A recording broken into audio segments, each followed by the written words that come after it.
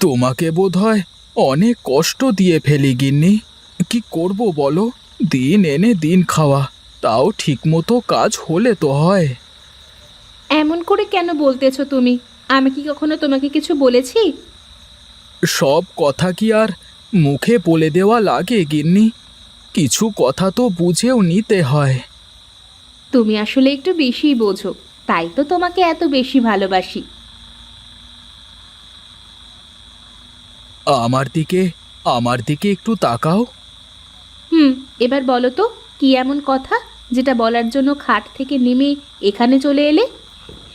এই গরিবের ঘরে তোমাকে তোমার বাবা মা বিয়ে না দিলেও পারতো।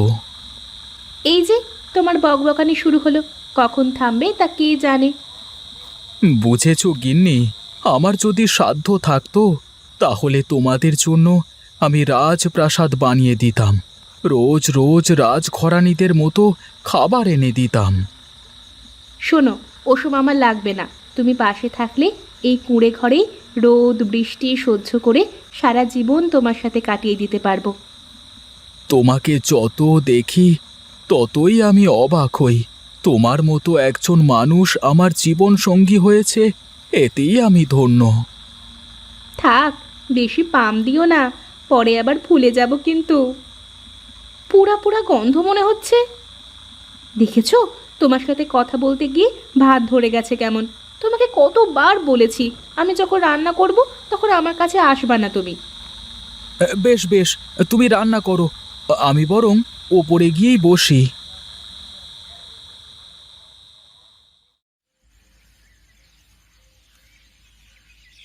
এ কি মা, তুই ঘুম থেকে উঠে পড়েছিস?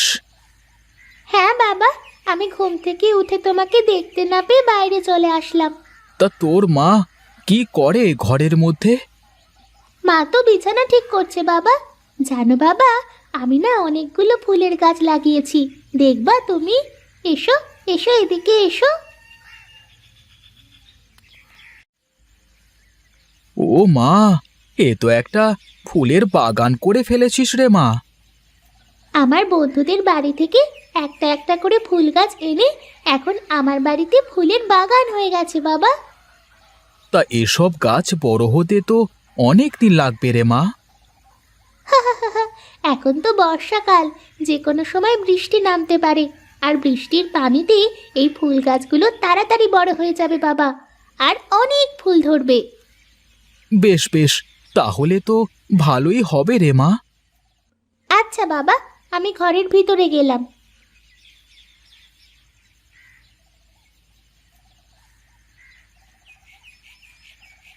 কি দেখছো এখানে দাঁড়িয়ে?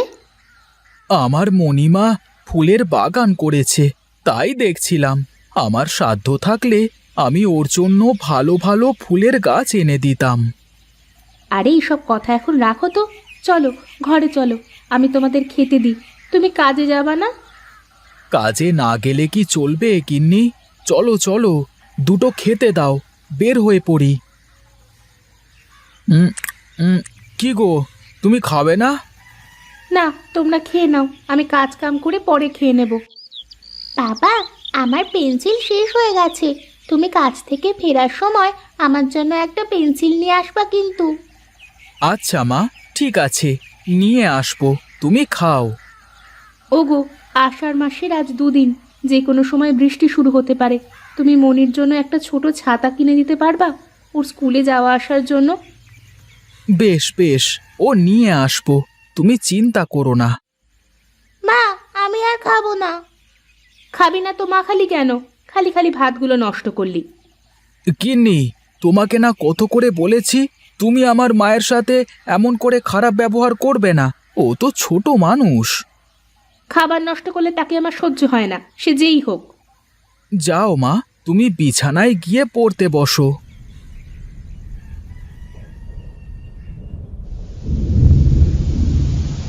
ওহ, বৃষ্টিটা যে কখন থামবে। এই বৃষ্টি কি থামার বৃষ্টি নাকি? এখন বর্ষাকাল, আষাঢ়ে বৃষ্টি হচ্ছে, থামতেও পারে নাও পারে। এভাবে বৃষ্টি পড়তে থাকলে কাজে যাব কিভাবে এর ভেতরে? সেই জন্যই তো আগে থেকে ভেবেচিন্তে একটা ছাতা কিনে থুয়ে দিতে হয়। ভুলই হয়ে গেছে। এখন যেমনই হোক কাজে তো যেতে হবে। কি করে যাবে শুনি এর মধ্যে? তুমি একটা পলিথিনের কাগজ টাগজ কিছু দিতে পারবে না? মাথার উপর দিয়ে চলে যেতাম, গিয়ে গা হাত পা মুছে ফেলতাম। দাঁড়াও, দেখছি কিছু পাই কিনা।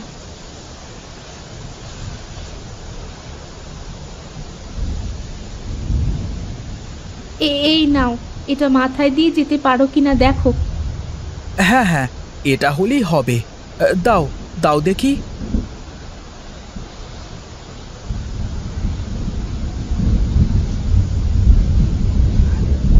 গোপাল, আরে ও গোপাল, বাড়িতে আছিস বাবা? আরে মাসিমা, আপনি তাড়াতাড়ি বারান্দায় উঠে আসুন। এই বৃষ্টির মধ্যে আপনি ভিজতে ভিজতে এলেন যে? কাপড় চোপড় তো সব ভিজে গেছে আপনার। যা বৃষ্টি নেমেছে, আমার তো ঘরের চালই উড়ে চলে গেছে বাতাসে, তাই তো তোমাদের এখানে চলে এলাম। তা বেশ ভালোই করেছেন। এখন ঘরের ভিতরে গিয়ে কাপড় ছেড়ে নেন তো দেখি। এভাবে থাকলে তো আপনার ঠান্ডা লেগে যাবে। ব্যাঙের আবার সর্দি। তা ও কি তোর মেয়ে নাকি রে মা? হ্যাঁ মাসিমা, এ আমাদের একমাত্র মেয়ে মণি। কত বড় হয়ে গেছে, সেই ছোট্টটি থাকতে দেখেছিলুম। দাদা ও দাদা, বলি কি, আমাকে দুদিনের মাইনে একটু আগে দিয়ে দেন না, আমি কাজ করে পুষিয়ে দেব। আগে আগে মাইনে নিয়ে বৃষ্টি বাদলার দিনে কাজে না আসবার ভিন্দি ফিকির এঁটেছিস নাকি? হ্যাঁ, ছি ছি দাদা, না না, তা হবে কেন? আর আমি কি এমনিতে কাজে ফাঁকি দিই নাকি? টাকা দিতে পারতাম, কিন্তু আজ বেচা কেনা নেই বুঝলি। বৃষ্টির দিন, তার উপর আবার মহাজনের টাকা শোধ করতে হবে। আজ পারবো না, কালকে নিস। দাদা, মেয়ের জন্য একটা ছোট ছাতা আর পেন্সিল নিয়ে যেতে হবে, তা না হলে মেয়ে স্কুলে যেতে পারবে না। আরে বললাম তো আজ দিতে পারবো না, কালকে নিস। এই কি রে, তোরা কাজ না করে কি করিস? হ্যাঁ, চিন্তা করো না দাদা, এই নাও টাকা। এ তো তোর মজুরির টাকা, তুই আমাকে দিচ্ছিস কেন? আমি পাশে দাঁড়িয়ে সব শুনেছি দাদা। তুমি মেয়ের জন্য ছাতা আর পেন্সিল কিনে নিয়ে যাও, আর তাছাড়া আমার তো কেউ নেই, এত টাকা দিয়ে আমি বা কি করতাম?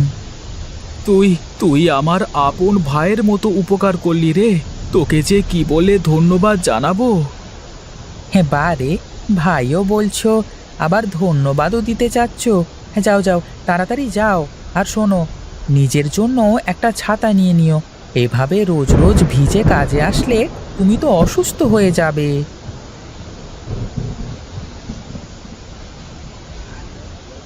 আরে মাসিমা, তুমি কখন এলে? তুই আগে ওপরে উঠে আয় বাবা। বাবা, তুমি আমার জন্য ছাতা নিয়ে এসেছো? হ্যাঁ রে মা, এই নে তোর ছোট ছাতা, আর এই নে তোর পেন্সিল। তুমি কেমন আছো মাসিমা? কখন আসলে তুমি? সেই সকালেই এসেছি রে বাবা। বৃষ্টির সাথে যে বাতাস হচ্ছিল, তাতে আমার ঘরের চাল উড়ে চলে গেছে, তাই তো তোর এখানেই চলে আসলাম। ঠিকই করেছো মাসি, তুমি বসো, আমি কাপড় চোপড়গুলো খুলে নি, তা না হলে ঠান্ডা লেগে যাবে।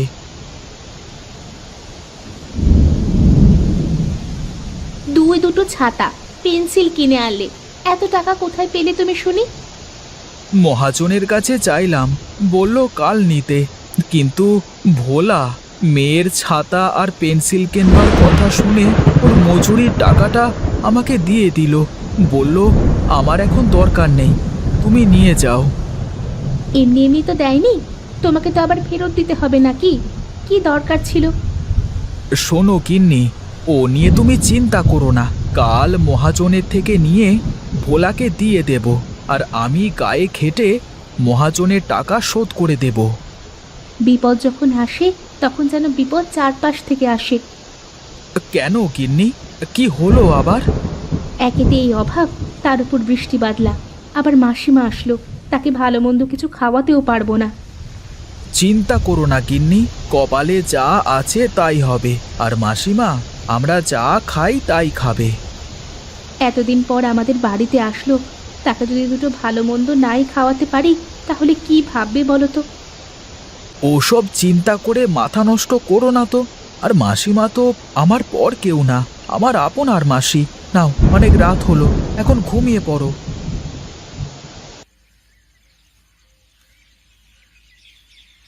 এ কি মাসিমা, আপনি বাইরে আসলেন কেন এই ঠান্ডার মধ্যে? ঘরের মধ্যে বসে বসে কি করব, তাই তো ভাবলাম বাইরে এসে আমার দিদি ভাইয়ের সাথে একটু গল্প করি। বাইরে বেশ ঠান্ডা, তাহলে আপনারা এক কাজ করুন, ঘরের ভিতরে গিয়ে বসে গল্প করুন, আমি রান্না করে এসে খাবার দিচ্ছি। এ কি মাসিমা, তুমি দাঁড়িয়ে কেন? বসো বসো। এই নে বাবা, এটা রাখ, এটা তোর কাজে দেবে। এটা কি মাসিমা? খুলে দেখ কি আছে ওর মধ্যে। এ তো অনেক টাকা মাসিমা। এত টাকা তুমি কোথায় পেলে মাসিমা? আমি একটু একটু করে এগুলো জমিয়েছিলাম। কিন্তু তুমি তোমার টাকা আমাকে কেন দিচ্ছ মাসিমা? সন্তানরা কষ্টে থাকলে যে মারা কখনো বসে থাকতে পারে না বাবা, এই টাকাগুলো এখন তোর খুব দরকার। কিন্তু মাসিমা, আপনার তো ঘর ঠিক করতে এই টাকাগুলো লাগবে। কি আর হবে ওই ঘর সারিয়ে, একা একা ওখানে থাকতে থাকতে কবে যে মরে যাব কেউ হয়তো টেরই পাবে না। তার থেকে ভালো আমি এখন থেকে তোদের সাথেই মরি। অমন করে বলে না মাসিমা, তুমি এখন থেকে আমাদের এখানেই থাকবে। আমার মা বেঁচে থাকলেও তো আমি তাকে দেখতাম। তুমি না হয় আমার মা হয়েই এখানে থেকে যাও আমাদের সাথে।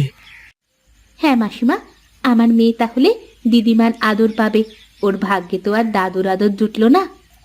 ঠিক আছে রে মা, আজ থেকে আমরা সবাই একসাথে খুব হাসি খুশি থাকবো। আমাকে তুমি রোজ রূপকথার গল্প শোনাবে ঠাকুমা। হ্যাঁ রে দিদি ভাই, আমি রোজ তোকে রূপকথার গল্প শোনাবো।